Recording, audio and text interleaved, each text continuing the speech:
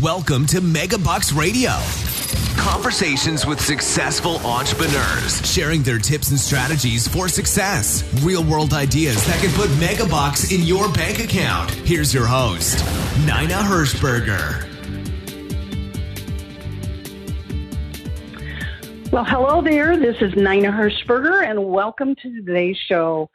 I have Kim Daly on the show with me today. I'm excited because I really don't know a lot about what it is she's going to talk about. So I've got my pen and pencil and paper ready because I'm going to be taking all sorts of notes. So Kim is an expert in franchising. So she has been doing this for about 20 years. I really am excited to hear a lot about what she's going to share with us. So welcome to today's show, Kim. Thank you so much, Nina. It's nice to meet you, and I'm so happy to be here to educate not just your audience, but you on the value of a franchise. Yeah. That's the beauty about doing these kind of shows. I learn more than most of the people that are listening. So let's go back in time, Kim. Tell me, you've been doing this for 20 years. You help people realize their dreams of business ownership through franchising. I think that's how you would explain it. So tell me, how did you get started? Right. So, Nina, the easiest people to convince of the true value of a franchise are former entrepreneurs, and that is my story. So right out of college, I worked for a franchise consulting company. Just by chance, I actually answered a classified ad in the newspaper, not to show my age, but you did say 20 years. So, and it was for a franchise consulting company, so it kind of gave me this insight into this amazing industry where every day people wake up to live their own dreams. People help people realize their dreams because franchising is a very collaborative industry, right? This is the opportunity for people to be in business for themselves, but not by themselves. You know, we're all working together to build the brand. So, but like, you know, every entrepreneurial heart, once I learned about franchising, I said, I'm going to go do it on my own. So I started my first company at 25, and I was successful, but the long and short of it is 5 years in, I really was looking to my future. I was turning 30, and I was thinking, you know, what am I doing? I didn't feel like I was planting any roots. I didn't feel like I was building anything that was substantial, that would last over time and that I could really build on. And like most entrepreneurs very quickly realized, I was very lonely. You know, being an entrepreneur, there's nobody with you, around you, supporting you, that understands you. And so I turned back to my franchising roots when I was 29, and I stumbled upon this thing called a franchise consulting, which we are a franchise. And I thought, well, gee, that sounds interesting. That's coaching people through a process that changes their life, talking about entrepreneurship and franchising, which I had just done on my own. And so I fully understood the value. And so I said yes, and here I am today, 20 years later. So now you know how old I am, Nina. Well, I love the idea that you looked at in the newspaper and classifieds. I actually kind of miss them. I know, right? My kids are like, what's a classified ad? yeah, but they all know what, you know, something else is. So, you know, Indeed or whatever like that. Yeah. So tell me, who is the ideal person then? Well, first of all, no, I'm going to ask a different question. How do you know if you're interested in possibly becoming a franchisee? How in the world do you pick from the millions, it seems like to me, of franchises that are out there? It's a great question, and that's exactly why I have a business. So, you know, trying to figure out which companies are the right ones to be invested with, and even before that, what is the right type of investment for you? When people come to the idea of like, all right, I'm tired of my job, I want more control, I want more freedom, or an investor is well diversified in his real estate portfolio but really wants to build more cash flowing asset from a business, but doesn't want to go recreate the wheel, right? That's why they turn to franchising. And then they go, okay, well, you open, Entrepreneur Magazine, or you go to some website and you see, like you said, there are thousands of franchise businesses. So how do you even know where to begin? What you can afford, what you're qualified to own, what you could be successful operating, who is a good franchisor partner. And this is where someone like Kim Daly comes in, and that I have 20 years of relationships. I understand who's who and what's what. Just like if someone's going to apply for a job in an industry that they've been working in, you sort of understand like who the real players are, which companies have integrity, which companies are known by the clients for, being of those of exceptional service. And I have those relationships. And like I said in the beginning, since franchising is collaborative, it's, working to build a brand with other people. So it's still your business. It's still yours to make or break. It's yours to build and sell. But there's the proven business model when you get in, and there's coaching and mentorship and training from the franchisor corporate office. And then there's the family of franchisees that are, all doing what you're doing every day out there in the field, working with customers and bumping into objections and competition. And you guys are collectively working together to overcome the market and to overcome the competition and to be the best brand in that space. And so you work collaboratively while you're all, again, growing your own individual business, your own individual cash flow, and your own future. So you work with someone like me is the long and short. If you're out there doing it on your own, I don't know how people do it successfully anyway. Well, that makes sense. It's almost like a realtor. Now, we all know you can sell a house yourself, but then there's a whole bunch of pitfalls that you don't realize and you don't know and stuff. And so there is reasons to use a realtor to sell a house and to get all of that. Same thing with you, because you're right. I've opened up that Entrepreneur Magazine and, page after page, and you think, oh my goodness. See, I didn't even know there was a person like you out there, which is really fabulous. I know. Now let's go back to the question that I want. So who's ideal? Is it the person who has been an employee and they're sick of it? Is it the person who's owned a business and then they want something different? Tell me who's best at doing a franchise. Another great question, and it's really all of those. So when I really zoom out and say, people are like, who are you looking for? I say really the person with the dream, the person who's chasing freedom. And I really feel like that's every human being out there, right? Like as adults, you sort of, there's the track that you go to college, you get a good job, it used to be you work for a pension. Well, that life doesn't exist anymore, right? No. Most people are changing jobs every few years. Culture changes, acquisitions happen. There's a lot of instability. They worry that their boss is going to lay them off. And so those are amazing people to think about. What could I do in a franchise? And especially if you don't have an idea to go start a business on your own, or you've never owned a business and you don't have the confidence that you would even know how to do it successfully. And therein lies the whole value of buying into proven systems and people who are going to coach and mentor and support you. All right. And then there's also these investors that I work with. Like I said in the beginning, they might be multifamily real estate investors. They might be involved in syndications. They have a portfolio. They have great tax advantage and shelter, but they don't have a lot of cash flowing assets. Oftentimes those people are hyper focused on building cash flowing assets for their future. They may come to me and say, Kim, I'm trying to build $50,000 a month in relatively passive income. I don't want to trade my time for money. Well, that's an amazing thing to say to Kim Daly, right? So now we can look at semi-absentee franchises. So a business is never going to be absentee.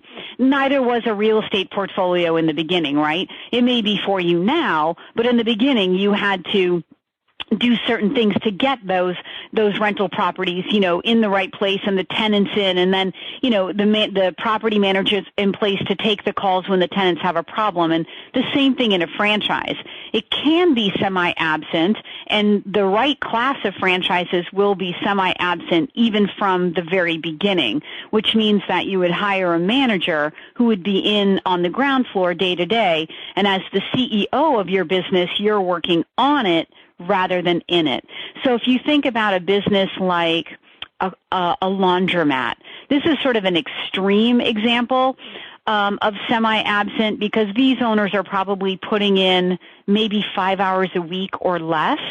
But even if you move up to, because a lot of people, I love to mention laundry because people don't realize that that's a franchise. Like, yeah, right? It's not food and retail. Like, of course, there's a lot of food and retail in franchising, but there's so many options beyond that. You know, like, we have franchises that teach swimming lessons. We have franchises that clean pools. We have franchises that groom dogs. We have franchises that change oil in cars, right? We have franchises that, you know, teach yoga or do massage therapy, or, you know, there's so many different types of businesses out there that people might not even realize. As a consumer, they're interacting with brands and they might not even realize those are franchises. And then going back to the question you asked, you know, people who are thinking about freedom and wanting to build a business and a positively cash flowing asset, they may not feel qualified. Like, I don't know anything about massage. I don't know, you know, I couldn't own that. Well, yes, you could, because you're going to hire the people who do the massage. You're the CEO managing the people and managing the marketing that you're trained to do, and managing customer experience, which you're trained on how to do that. So that's kind of the CEO level role as what we call a semi-absentee owner. Well, Kim, you know, right now in this economy, it's, at least in our area, I live in Indiana, and in our area it's become very difficult to find employees. I know lots of people, lots of business owners who are just really struggling. Is that, you know, does the franchise somehow magically help to make that happen?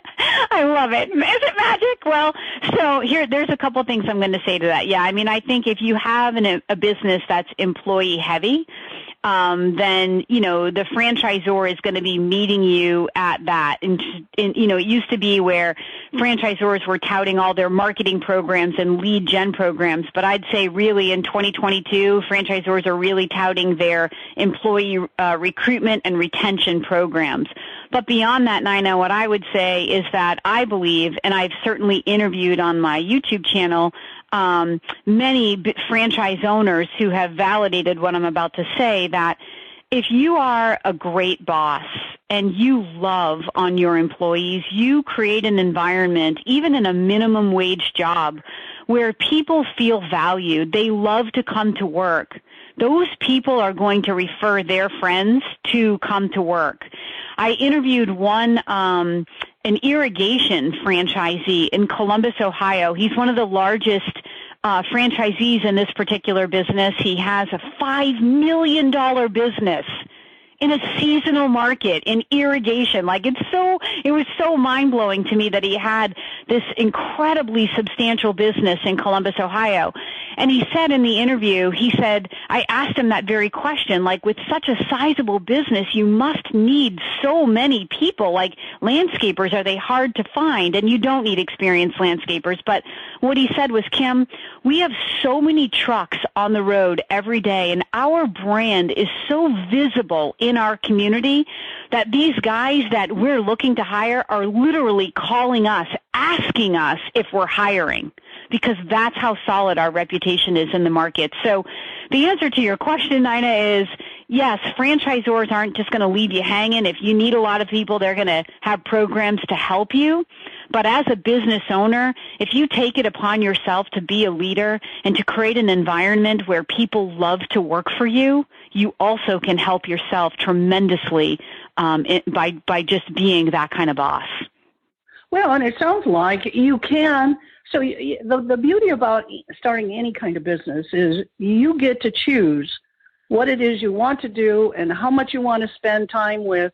And what you're saying is you can choose a franchise that doesn't require as many people, that doesn't require your time, 80 hours a week, maybe only 5 or whatever. Yeah, 100%. If you're the person who's like super worried about, I don't want to manage a lot of people, Kim, and I'm super worried about hiring the right people. Absolutely. That's another reason you would work with me, is that I can very quickly custom create a list of franchises where you don't have a big team. But on the flip side, look, I don't want to talk out of both sides of my mouth. If you want to be a more part-time owner, somebody has to be in your business working it, right? A business isn't going to be passive. So somebody has to be there, but it doesn't mean it has to be a big team of people, right? So there are businesses like the senior care industry is probably the number one that comes to mind, right? Where you're delivering caregivers into the home to take care of our aging parents and grandparents while they get to just stay at home instead of going into an assisted living facility.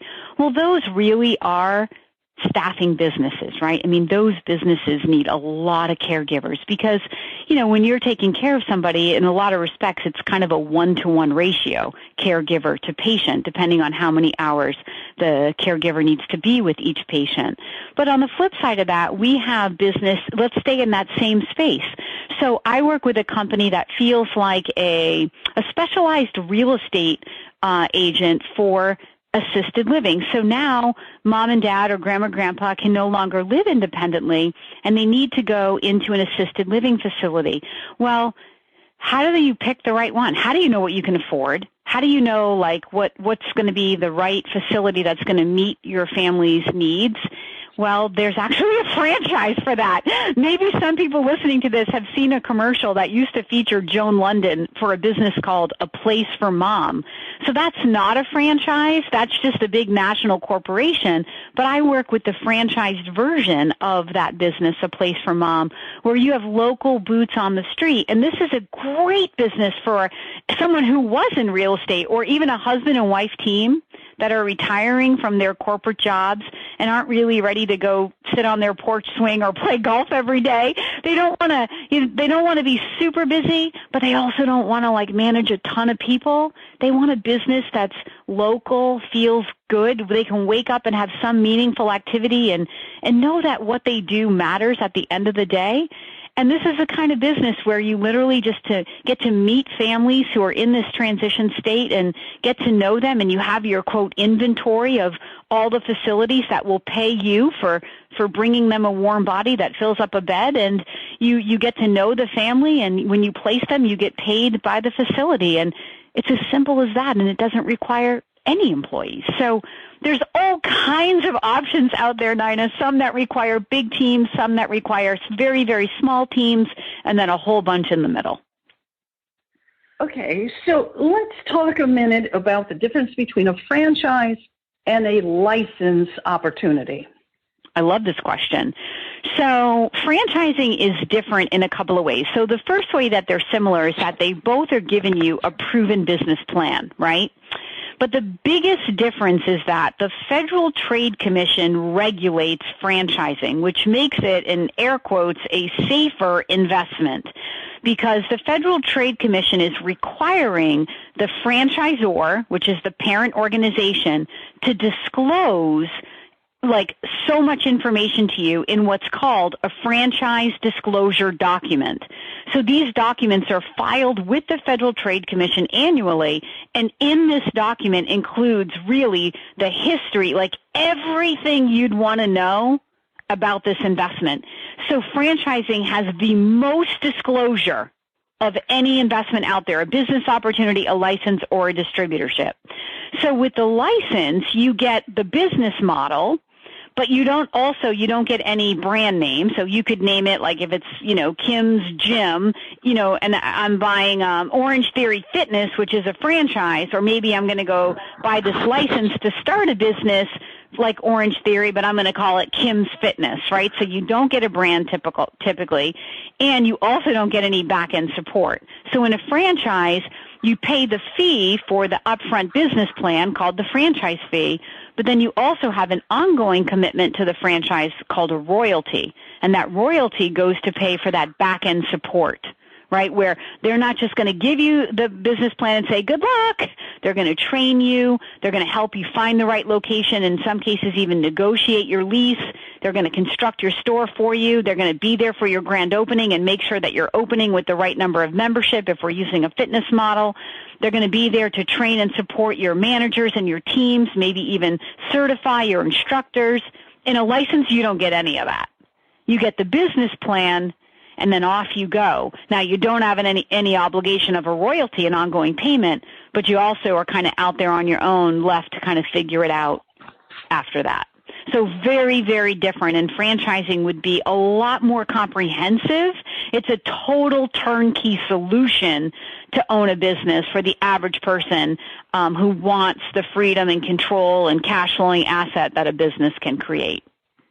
Well, Kim, that is in the ideal situation. I personally know those who have had franchises that it didn't work out, which is why you make sense because, there is no blanket that every franchise is just ideal and they're going to give you everything you need. That's not the case.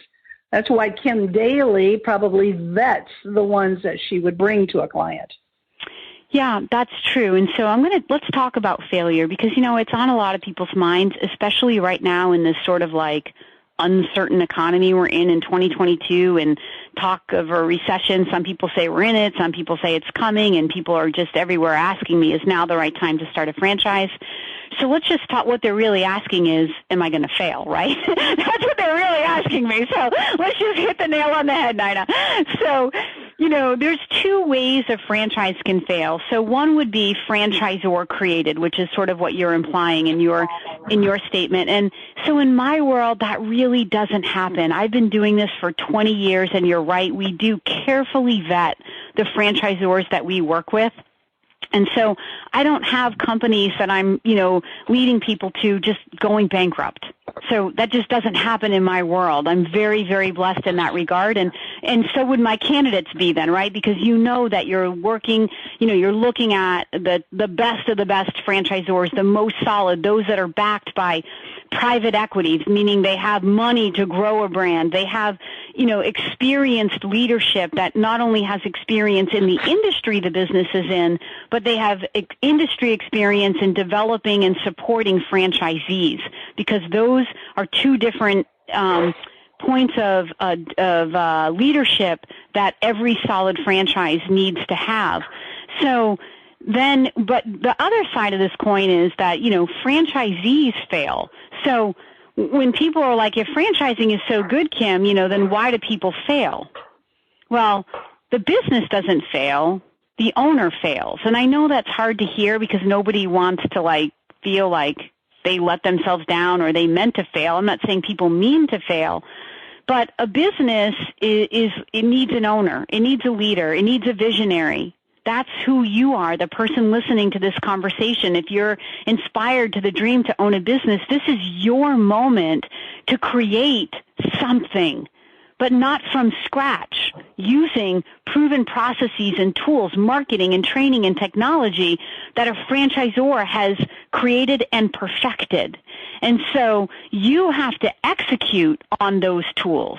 You have to be there for training. You have to raise your hand when you're struggling and ask for help. So I liken it to when I was a personal trainer in college.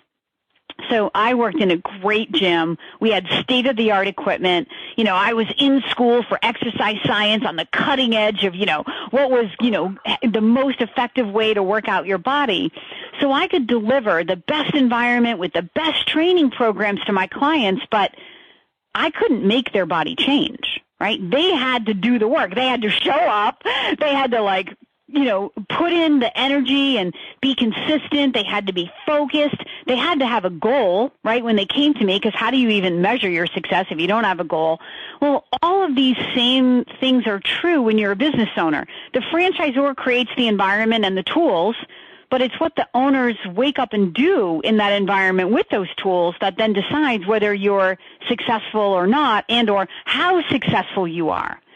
So one of the things that I offer to my candidates is, so I've been a part of my company, my franchise, for 20 years. And for the first 8 years, I was an average performing consultant.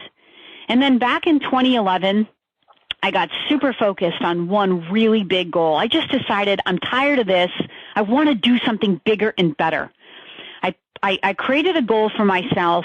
I really just got hyper-focused, and 1 year later, I was a history-making franchise consultant. I had built the largest franchise consulting business in the history of my industry.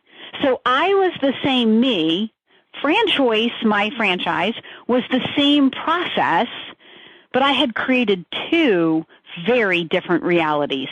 And when I did that for myself, and that was back in 2012, and now it's 2022, so I've grown on my history-breaking results and made my own history again and again over the last decade. And I'll tell you, Nina, it's a lot more fun to be a history-making, performing franchisee than it was to be an average performing franchisee. And so with this new perspective, because it happened to me, it really showed me how to better coach people on failure and really help people fully own what they're doing, because literally that's what I did. I just decided to stop making excuses, blaming the economy or whatever I was blaming it on, and really just focus on what I could control, which was my attitude, my focus, and the parts of my business that I could maximize.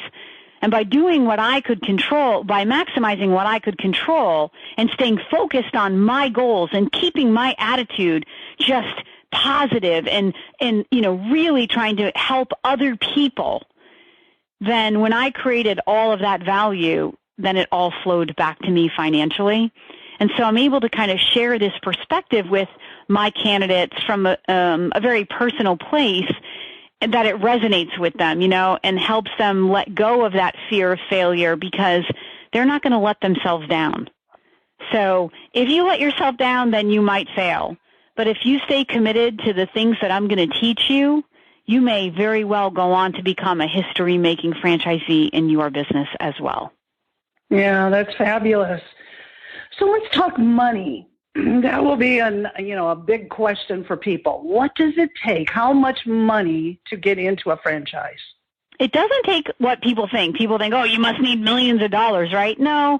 I mean, there are franchise investments that are $40,000 or $50,000, $60,000 all in, and there are franchise investments that are $2, $3, $4, $5 million all in. Again, how do you know what a total investment is and what you're qualified for? You use someone like me. So when people come to me, one of the very first conversations we have a light, fluffy, get-to-know-each-other conversation first. But then our first real in-depth conversation, I teach every single person that I work with what their money buys. So before I ever ask you, what's a comfortable and safe level of investment for you, or what do you think it is, I'm going to educate you on what your money buys. So I'm never going to tell you, oh, you can't afford a franchise. I'm going to give you the facts, and then you're going to say to me, ooh, well, based on these facts, I'm interested in franchises that fall within that financial range. There's a way that money and time go together in a franchise, and in short, money and time are inversely related. So the lower the investment of money, the bigger the investment of owner time commitment. But if you flip that over to like my laundromat example, which will be a really big investment of money, right, to build the laundromat and get your washers and dryers in there, but it's a very minimal time commitment by the owner. And there's all kinds of shades of gray, in between. So before we really get into the businesses that are specific to somebody and their financial requirements, I guide my people to understand what their money is buying, what they're qualified for.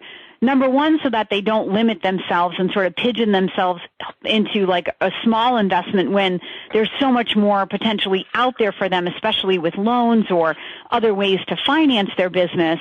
But on the flip side, also because it brings reality to the conversation, and I don't want to help somebody look at businesses they can't comfortably afford, because the number one reason any business fails is because people run out of money. And that should never happen in a franchise, because there's enough people out there that can validate to you what it costs to get this thing up and operating, not just the franchisor, but the family of franchisees, right? So there's not a lot of guessing here. You can use the validation from all the other people who've opened a franchise before you, and then that's part of the due diligence process.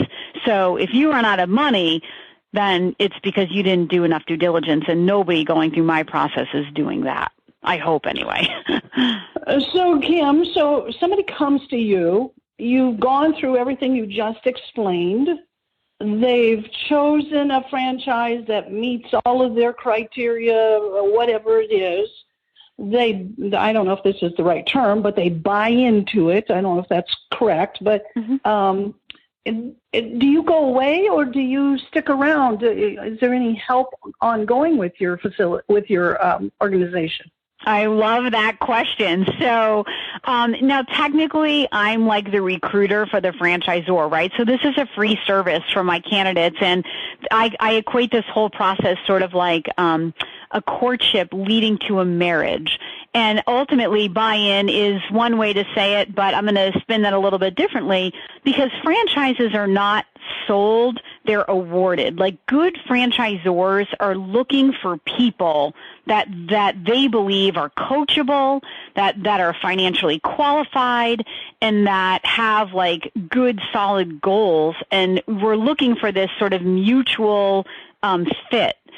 So that's why the franchisors pay me to kind of bring them people that I believe will be a good fit for their brand. And then after the two people vet each other, they decide whether this is a good mutual fit. So the franchisor awards you a franchise and you say yes and you sign your franchise agreement, and that's sort of the wedding day, and I'm marching you down the aisle. You know, we went through this 1 to 2 month courtship. That's about how long the process takes. And, you know, I'm kissing you off on your wedding day and wishing you happily ever after.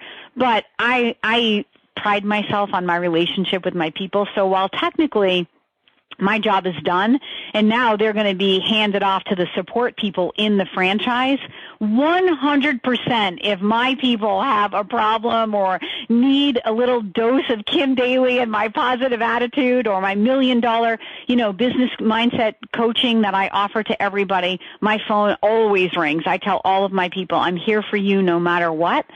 I am right now developing a couple of courses that will take my $1 million mindset coaching and allow my candidates to then have this at their disposal without kind of like needing my time.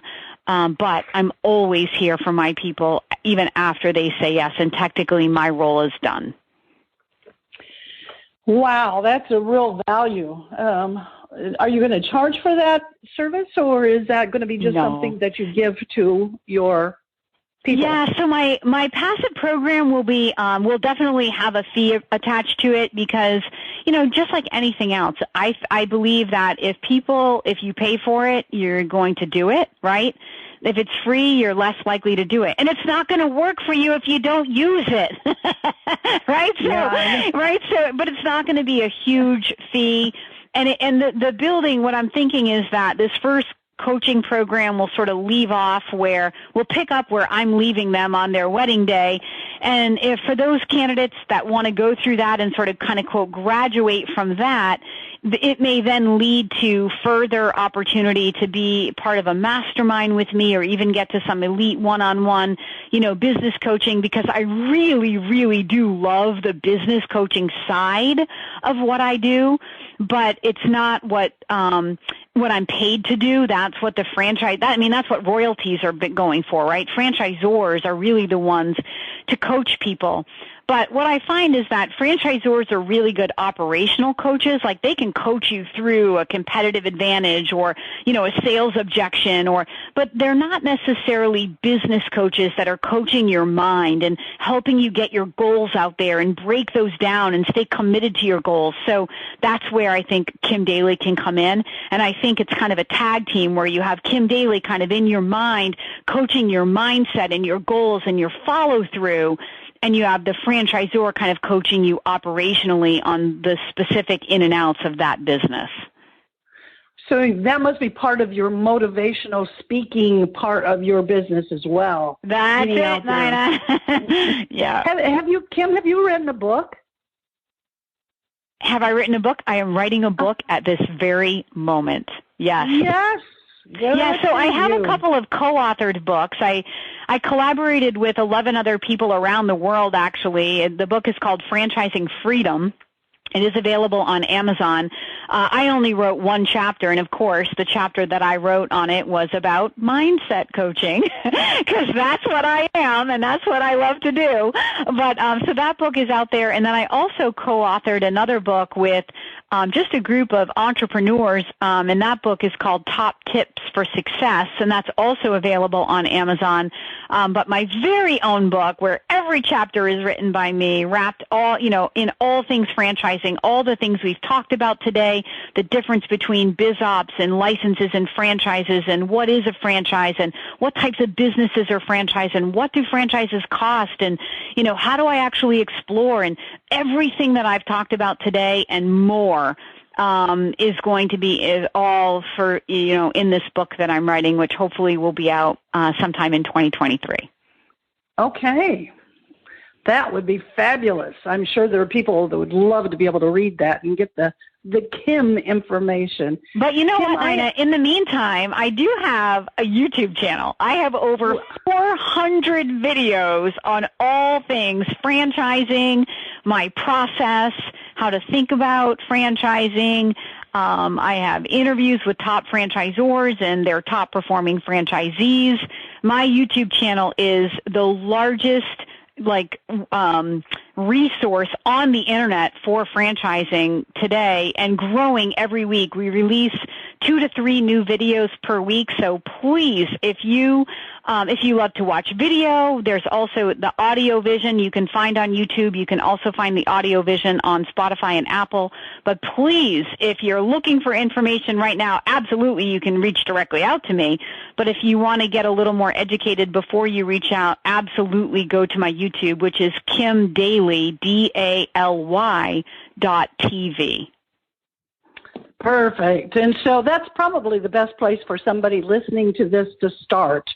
That they could start there.